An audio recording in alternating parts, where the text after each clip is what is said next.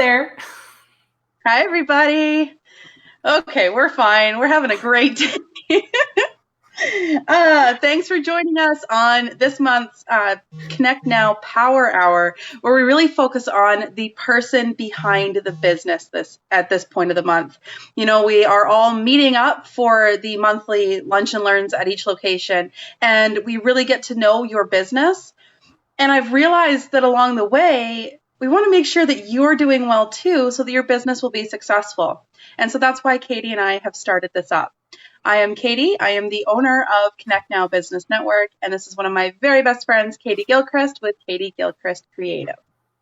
So today we are going to be talking about intellect versus instinct. So basically, you know, that battle between your head and your heart and how to decide what the next steps are for you and your business.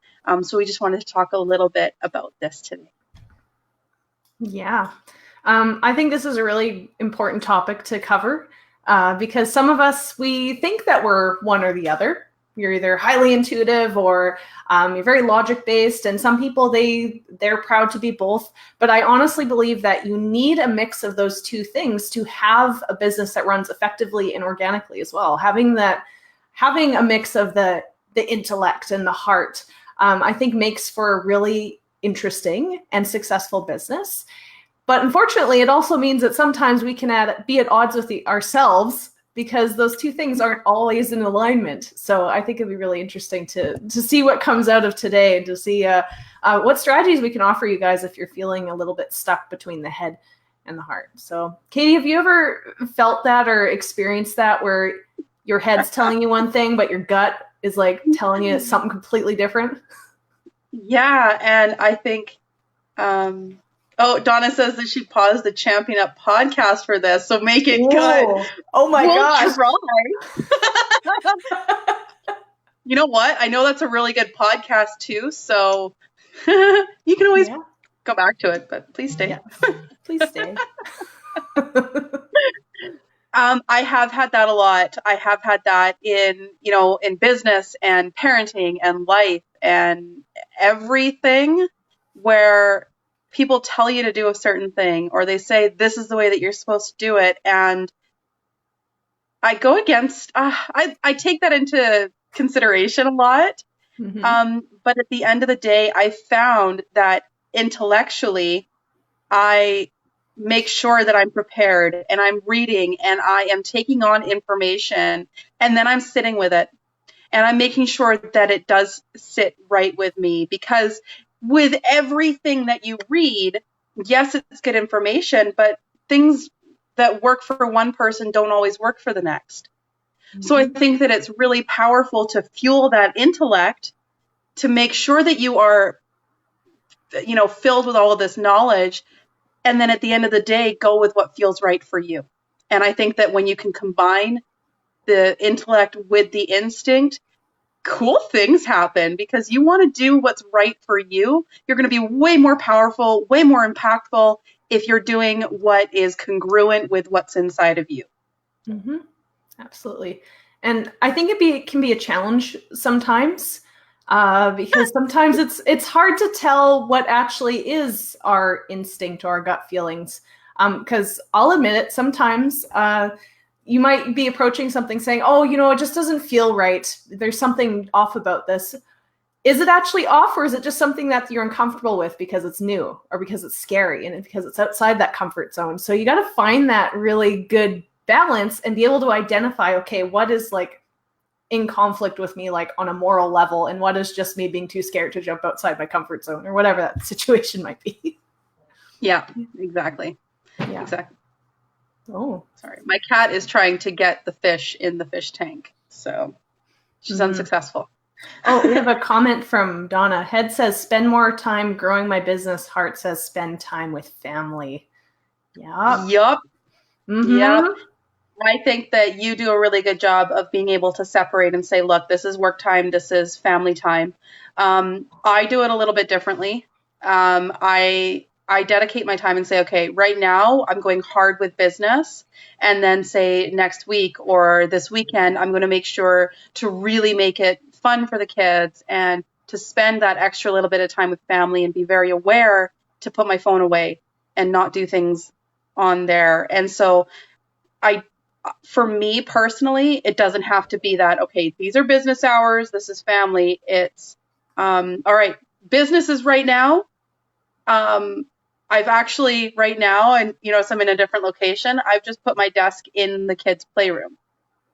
And now they can play and they can come up to me when they need me, and I can work when they're busy. And then when they need me, I can just turn around and just be there for them. And so this is my little bit of a compromise. Instead of me going into an office space, is that I can be here and I can kind of have that mix. And I just follow what needs to happen in that moment. Yep. So yeah, you definitely have to find out what works for you. It's always different. Oh, totally. Like, I know we are completely different, the two of us, in our approach to finding balance between head and heart too. I'm very like rigid, like, hey, don't you dare try to do me business stuff in my off hours. You'll have a talking to if you do that.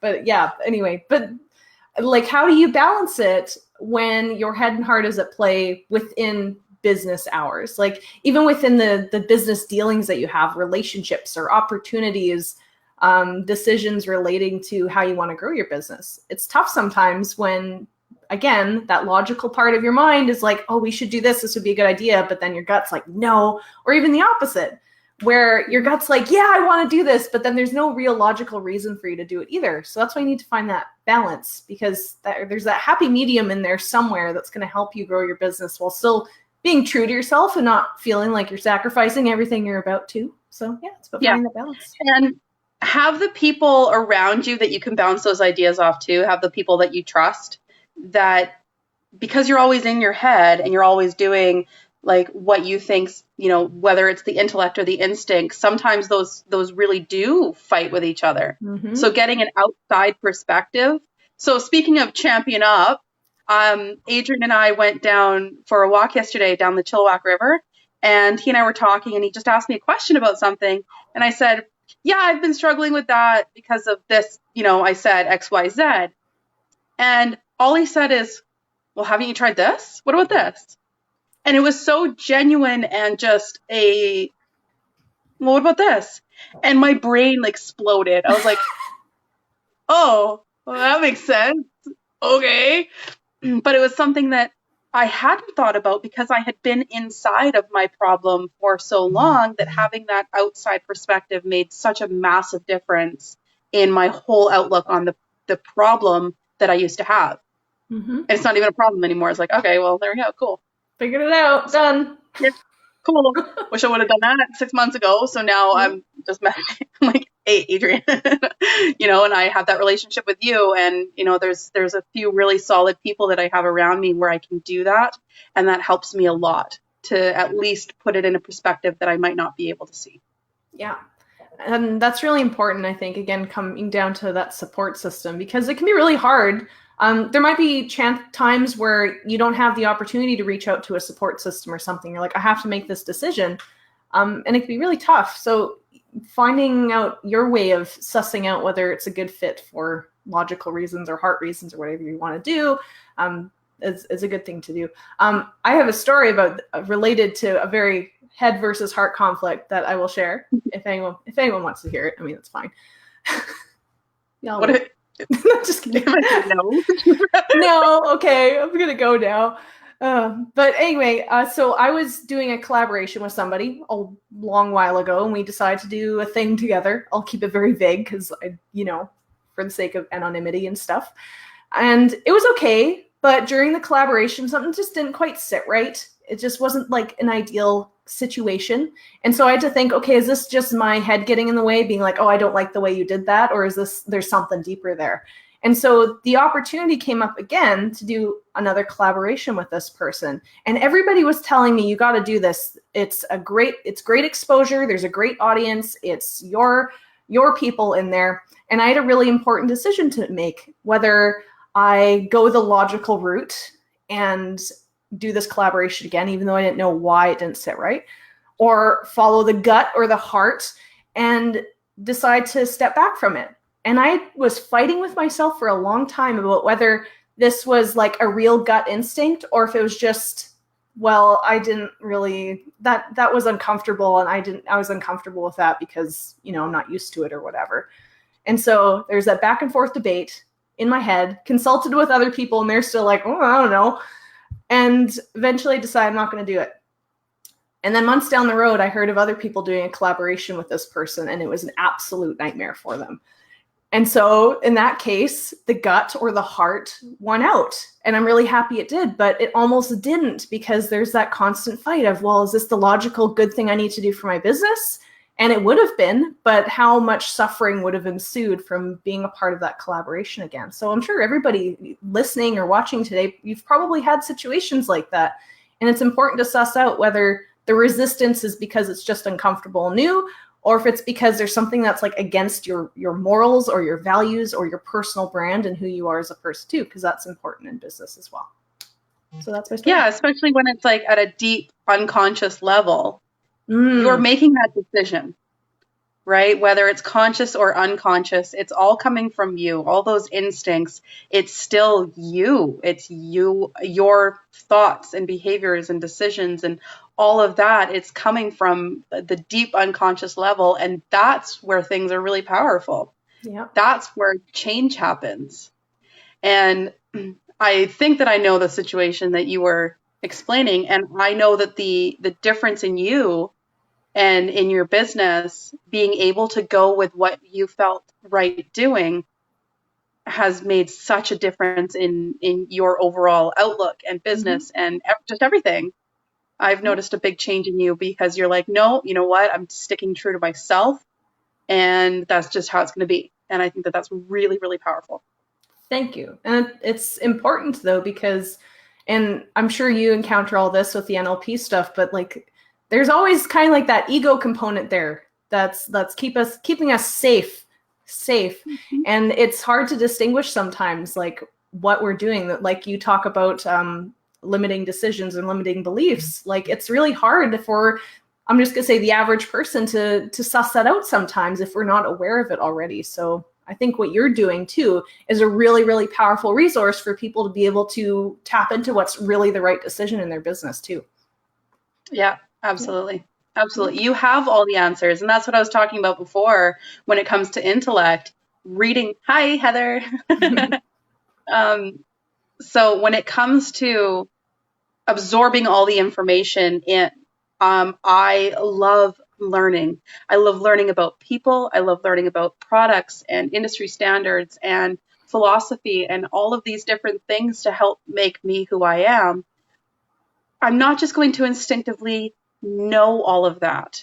There has to be an aspect of learning and taking it on. But once you learn that, that's deeply ingrained in you. And I think that you can act on that. So I think that you have to have that healthy mix of like, I'm not just going to let my instinct, like you have to take action on that, be proactive with learning and always looking to be the best version of yourself. And then your instincts will be that much more congruent to who you are, and you'll know what to do. Yeah. Take some practice, take some trust as well. Yeah. But yeah. I think that's huge too, is trusting yourself and making that decision and be like, yep, this is what I'm doing. Okay, here we go. And I think that that's really powerful to be able to take that leap and, like I own a few different businesses and I have a lot of people saying, you know what, no, just stick to one. And that doesn't sit well with me. And I am very comfortable and confident when I can do multiple things. And I'm learning as I go, I'm learning as I grow, and I've had to kind of change things along the way, and I recognize the mistakes that I've made along the way. And it's powerful to me to be like, okay, I screwed up there. Lauren says, I've had a hard time in business listening to my instincts. But Lauren, Elle, sorry, gave your name away. So Elle, so with you, like, I know, you know what to do. You are absolutely brilliant. So when it comes to the decisions that you have to make, it is hard when other people are saying, don't do it. Or other people are saying, oh, that's not how it's supposed to be done. But they don't know. They don't know. They haven't been in those same shoes before. So in terms of listening to other people, no one can walk in the exact same shoes as you along the way. Or like, at the end of the day, you're the one that has to live with your decisions. Mhm. Differentiating between fear and insecurity or just a bad deal. Yep. Yep. So continue to message me so that I can tell you that it's, what's up. Find the friends that'll be honest with you. But I think that, there are times where it is just a bad deal. And there are times where things are just scary and, makes you absolutely panic for it. But I think that having that healthy level of fear is okay too, in terms of like, oh my God, it's okay. It's scary. Let's just do it anyways. Because once you get past that barrier, like really cool things happen. And so if there's insecurity with it, like I think that we talked about this with imposter syndrome in another video that we did, in terms of like really putting yourself out there and doing it in a confident way. That security and that confidence does come along the way. Mm-hmm. And the more, it's really cool taking chances, because you're giving yourself the opportunity to fail, but you're also giving yourself the opportunity to succeed. And I think that that's really powerful, because if you fail, there's feedback. That failure you're learning something from, and then the next time you go out and do it, it's going to be even different and it's going to be better, and you can continue growing, and there's going to be the dips and the blah along the way, but it's going to keep growing, because with each mistake you learn something that you can use to continue on this journey and just kill it. I don't know. Yeah, for sure. That's really powerful. And it's interesting sometimes, because sometimes we hold ourselves back from trying out these new things because, fear of failure. Good reminder, though, is like, what is honestly the worst thing that can happen? In many cases, it's a lot of self-created fears and images that probably won't ever occur. And even if they did, they wouldn't be nearly as bad as we think they are. Anxiety. Oh, my old friend. Yeah, you get used to it, right? Yeah, but you paint these pictures in your mind like, this is the worst thing that could possibly happen, and it will most definitely happen if I do this. But no, it won't. And yeah, coming again back to the trusting yourself as well, especially when you're dealing with things about whether it's a gut thing or not. You gotta be able to trust yourself. It's so important, and also be able to distinguish, like we're talking about the fear and insecurity are just a bad deal. I think you can feel the difference between those things. It's subtle, but I think you have to learn to listen and do it as often as you can to distinguish which is which, really. It's just a matter of practice, I think. And I think it's a challenge for a lot of people, because some entrepreneurs especially, they pride themselves on being very logical entrepreneurs. It's always the structure, the systems, the intellect, and that comes first, and that's their style of business, and that's okay.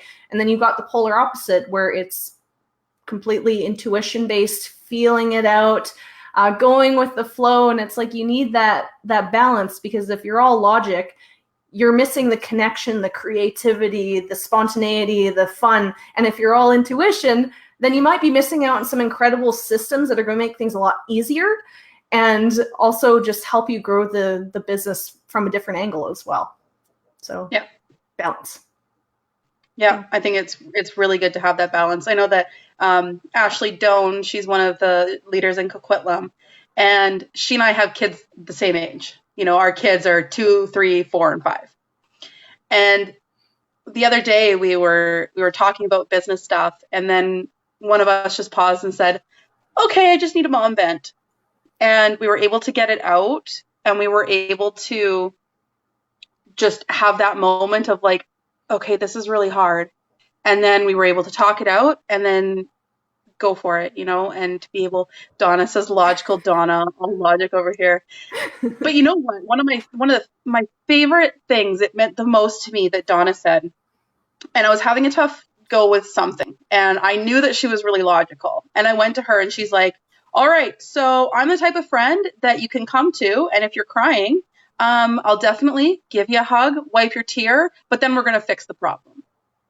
And so in that moment, that is exactly what I needed, and I think we've talked about this before too, is that, it depends who you're with.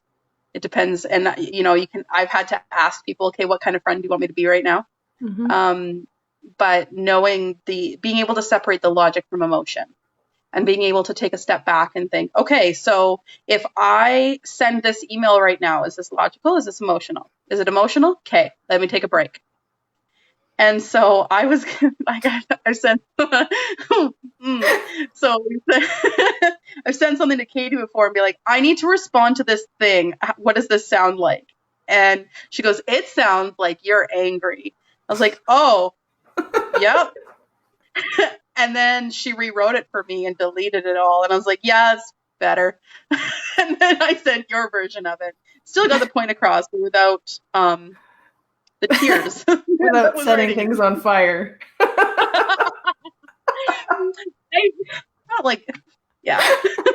Watch everything burn.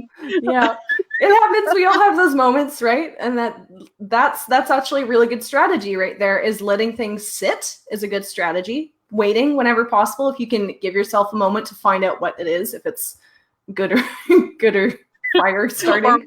or what I wrote. And then the second strategy, though, Katie, is reaching out to other people, and especially people who are like on the opposite side of you. So if you are highly intuitive and you're dealing with something, ask your logical friend what their insight is on it. If you're all logic, maybe ask an intuitive person what their insight is on it. It doesn't mean you have to take that as truth, but it could offer some insights that you're currently blind to because you're so focused on that one aspect of the problem too.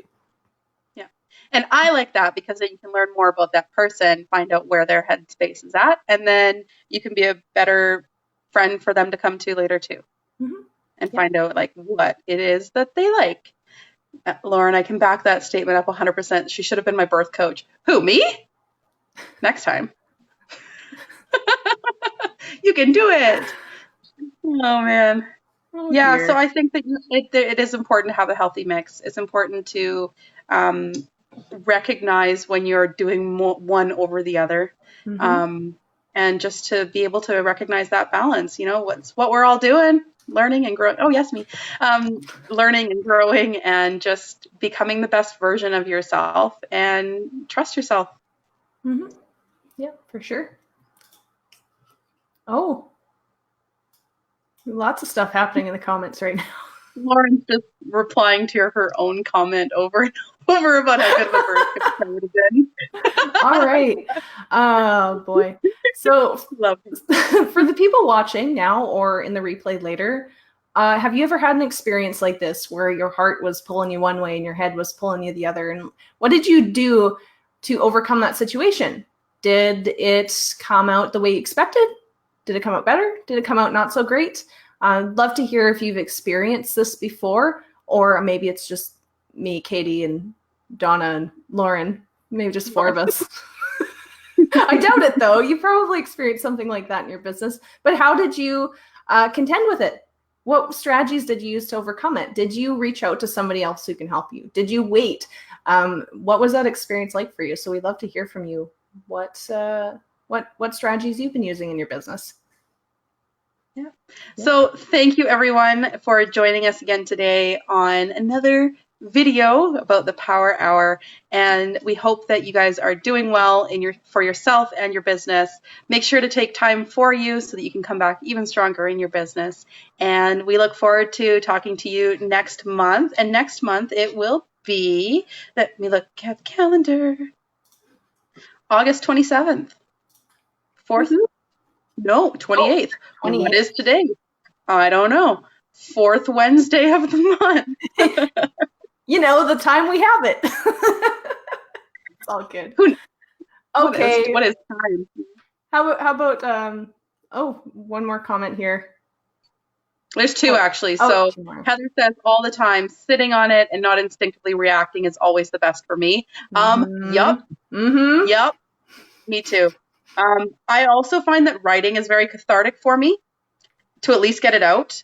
get it off my chest, but that doesn't mean showing anybody else, or just show Katie and have her tell you it's not the way to go. Donna says, if I ask you, please give me an honest answer and not the one you think I want to hear. Yep, Yes. absolutely. Yeah. And Absolutely. sometimes you have to clarify that with people too. Even if you have that relationship already, sometimes just a friendly reminder, please, whatever the answer is, just tell me. I think one of the best things, oh, sorry. Go ahead. Thanks. One of the best things, like with Lauren in the comments, one time she and I were talking and she was going through something and I said, hey, so I'm going to be that friend. Can I be brutally honest with you right now? And her comment was, you wouldn't be a very good friend if you didn't. And so, and I was able to, and it was just like we were able to just open up that line of conversation. I still asked permission because what I was going to say was a little bit more harsh than I would normally be in just a back and forth conversation. But in that moment, it was necessary, I think. And she responded quite well to it. And I don't think that, who knows? I don't know if she would have responded as well if I had just blurted it out like a jerk. But just giving that like blanketed, like, this might be harsh, I'm going to say it anyways. Just softens it a bit. Yeah. There's a layer of respect to that. For sure. You got to be respectful, diplomatic, and sometimes like you have that little editor voice and sometimes it's helpful. And sometimes it just prevents people from seeing the answer that they need to see. So you got to know the difference and ask permission. Yes. Cool. All right. Should we wrap it up? I think so. All right. Unless there's any other last minute questions or comments you want to throw at us, we can reply during the replay. We'll respond to anything that you post here, so feel free. Yeah. Okay. All right. Good job, everybody. We did it. Okay, let's leave it here then. Do you want to sign us off, Katie? With some words of wisdoms or just a goodbye? We'll do the chin thing. Bye. Okay, bye everybody. It's nice seeing you. Thank you for joining us for the Power Hour. See you next month. Bye.